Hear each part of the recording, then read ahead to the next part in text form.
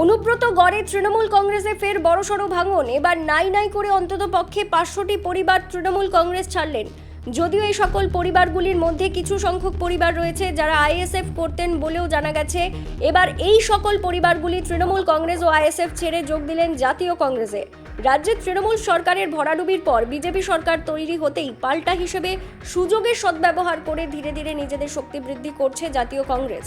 তৃণমূল কংগ্রেসের কর্মীদের না ইধার কা না উধার কা পরিস্থিতিকে কাজে লাগিয়ে দলে টানার কাজ চালাচ্ছে জাতীয় কংগ্রেস।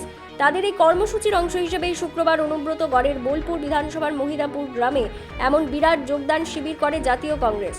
বীরভূমের জাতীয় কংগ্রেসের সভাপতি অভিজিৎ মুখোপাধ্যায়ের হাত ধরে তৃণমূল ও আইএসএফ ছেড়ে আসা কর্মীরা যোগ দেন কংগ্রেসে। আমাদের একটা জয়েনিং কর্মসূচি ছিল।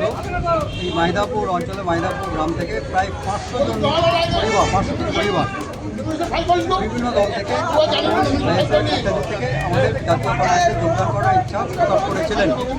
তাদের প্রায় 15 দিন আগে আমার কাছে খবর আসে। আমি তাদের রিকোয়েস্ট করি আমাদের নেতৃবৃন্দকে যে 17 তারিখ করতে পারো ভালো, এবং দেখো যতদিন পর তারা ইচ্ছুক থাকে দেখা গেল তারা সবাই ইচ্ছুক।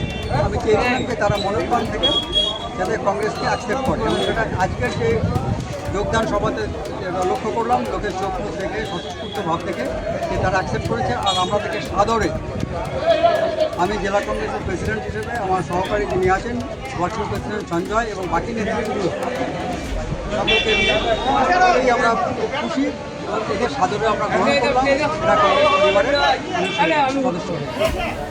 বীরভূমের কংগ্রেসের কার্যকরী সভাপতি সঞ্জয় অধিকারী জানান, অনুব্রত গড় বলে পরিচিত বোলপুর বিধানসভার মহিদাপুর গ্রামের 500 জনকে তারা দলে টেনে আজকে নিজেদের শক্তি বৃদ্ধি করলেন।